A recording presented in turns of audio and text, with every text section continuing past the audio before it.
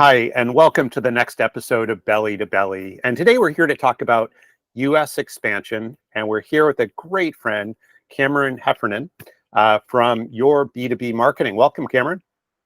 Hi, Bill. Thank you. Great to be here. It's wonderful to see you. So, our audience are companies that are expanding in the U.S. They might be U.S.-based companies expanding here, or international companies coming into the market and looking to really scale quickly.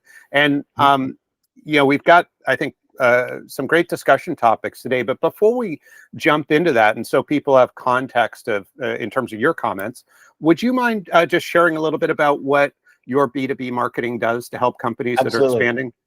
Sure. Right. Our company is indeed Your B2B Marketing, your b2bmarketing.co.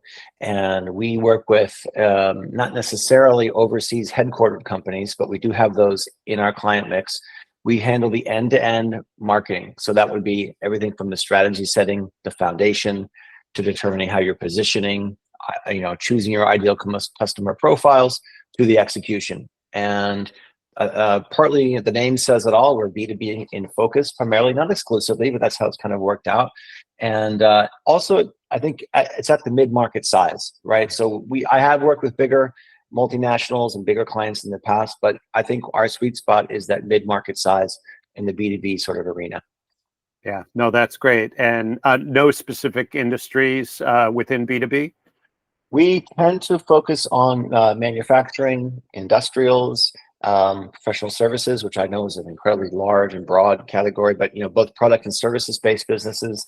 And I feel we're better off proving, who have you worked with in the past similar to us? That's an easier kind of point to make or persuasion to make to a new client versus some brand new sector you haven't worked in before.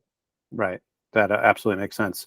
So let's get into kind of our topic. So again, thinking about the audience, their companies expanding in the U.S. And when you think about those types of companies, what are the big challenges that you see them having in terms of really getting market attention and creating good marketing traction? Sure. And if we look at the specific case of an overseas headquartered company that either has a presence already in the US or wants to have it for the first time, I can look at it from that or talk about it from that perspective. Some common challenges would be that sort of mothership is the focus of the company, and that's where it remains. So the company might be headquartered in the EU.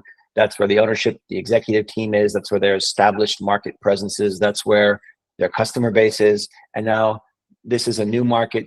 It's a new market entry, and they may be accustomed to going from, say, France to Germany, or expanding to Belgium or the Nordics. But this is a different shift. I mean, the U.S. market equals all of the EU member state market, roughly, let's say, with a very different kind of makeup. This market here is much more homogenous, rather, I should say. And it's going to be, for the most part, one language versus in Europe, and I'm just speaking about Europe not particularly, but multiple languages to navigate, translation, localization built into the equation. Here, one market, an enormous 350 million person market. And one challenge that we've seen with clients coming in, is trying to do too much too soon, or thinking about, well, here's what worked for us in the Netherlands, or here's what's worked for us in the past in Spain. Let's just update our pieces, our marketing, our collateral, adapt it to the US market. And we've seen that, less effective than it could be, because it is a different market. It requires a different approach. And the better starting point would be to look at, how do we fit into the market here? How is the market here in the US different? Let's look at maybe one vertical or one geographical area, rather than trying to take over the entire US market at once, which is just not possible. And oftentimes I'll work with people specifically looking at, say, entering the US and they'll ask, what are the requirements for the US market? Or let's say, what are the liquor laws in the US? Well, there's not one, but there's 50. And liquor is just an example, but it could be compliance, it could be whatever it may be. And there are 50 different sets of compliance, laws, et cetera, that you need to navigate within. So it's a lack of understanding of the market here. It's a lack of experience in it. And it's oftentimes trying to do too much, having unrealistic expectations of what they can do with a limited budget.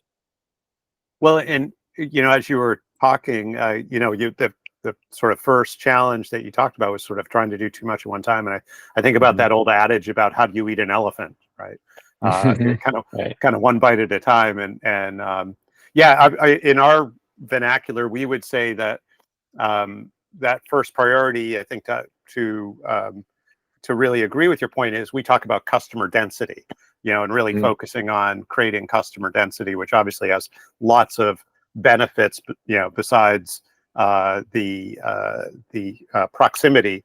It creates a lot of efficiency, but I really love the challenges. So as companies are working through this, obviously then part of your service is really helping them think through, whether it's industry verticals or geographic focus or any other sort of demography they might look at, really helping to sort of select an initial beachhead or an initial entry point. Is that, am I understanding correctly?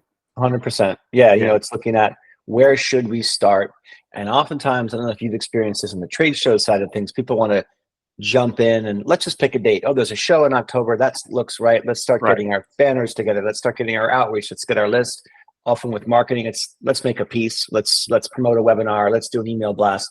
And I would prefer and advocate, say to my clients, let's step back and look at what is your service and product. How does it fit into the market here? How is it unique?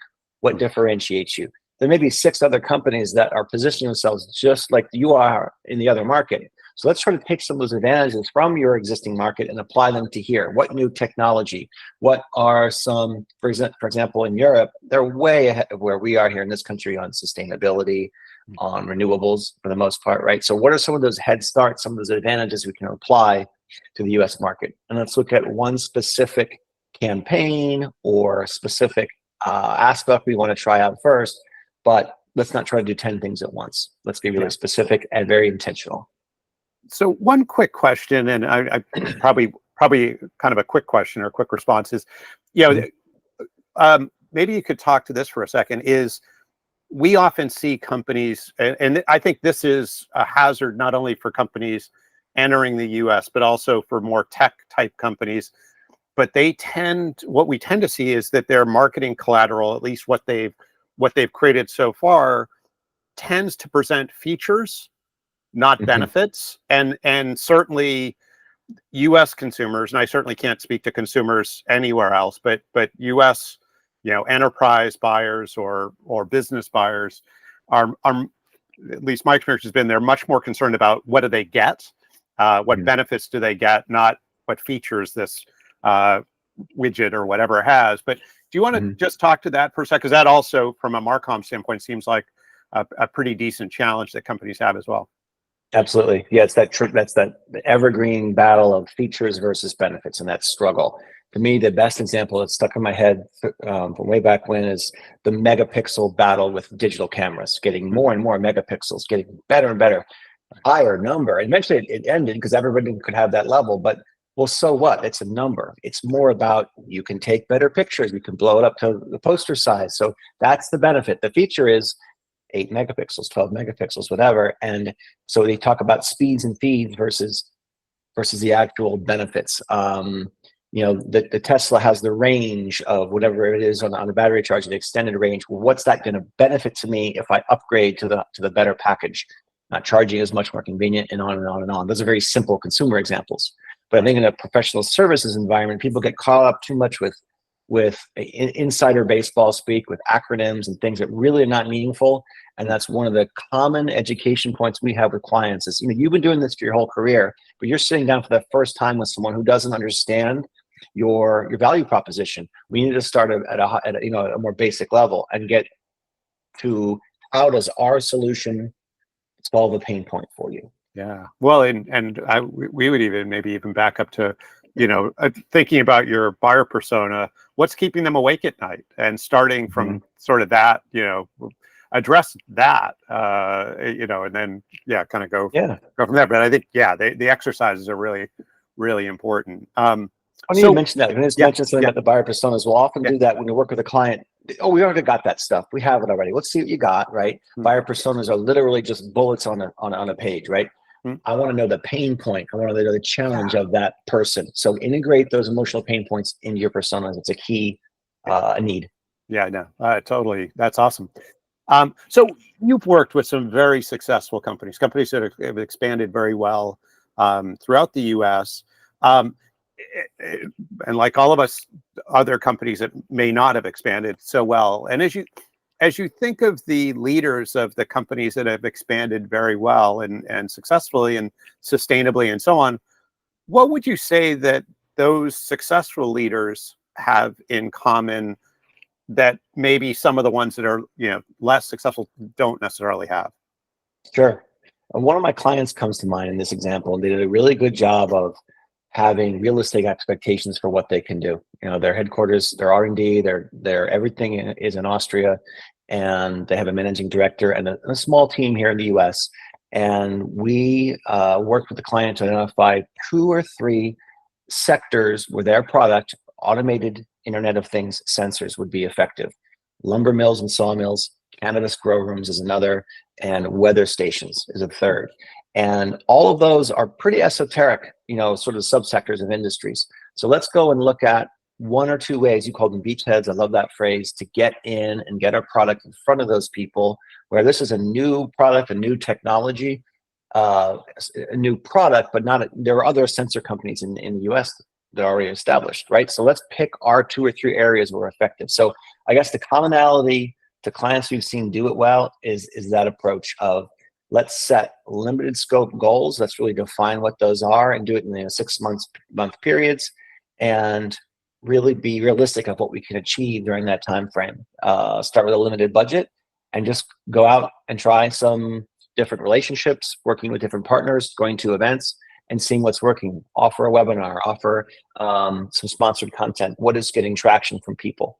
Right. So sort of, I was just thinking as you were talking, these sort of incremental sprints where you're, doing, whether it's 3-month sprints, 6-month sprint, but testing, A/B testing different ideas to see where the traction is, but limiting the focus so you can actually, so that the information makes sense when it comes back, I suppose. Yeah.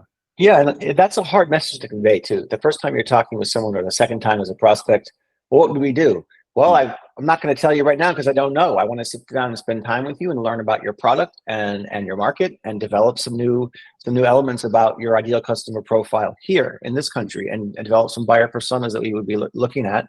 But we would be trying a couple different things, right? So advertising and marketing are different. Advertisement is placed and it runs. It's guaranteed to be showing up in those locations. Marketing is, we got to do a lot of trial and error. And advertising has that too, but I think with marketing, it's more, let's give 2 or 3 things a shot and see how they go, and then revise. Yeah.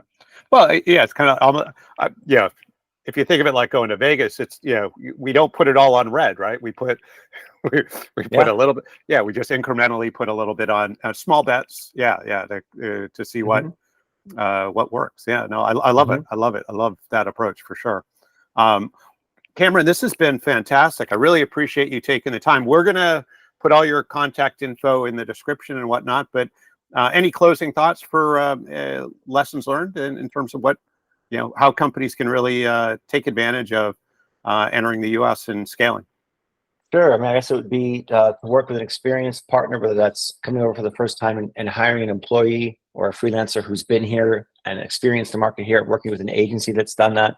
I'm always happy to be a resource for people who may have questions or specifics they want to bounce ideas off of, and try things out, see how they go, measure and revise. Yeah, perfect. Well, thank you again for spending the time with us today. It's been really wonderful to hear your thoughts. Thank you, Bill. Appreciate it. Thanks so much.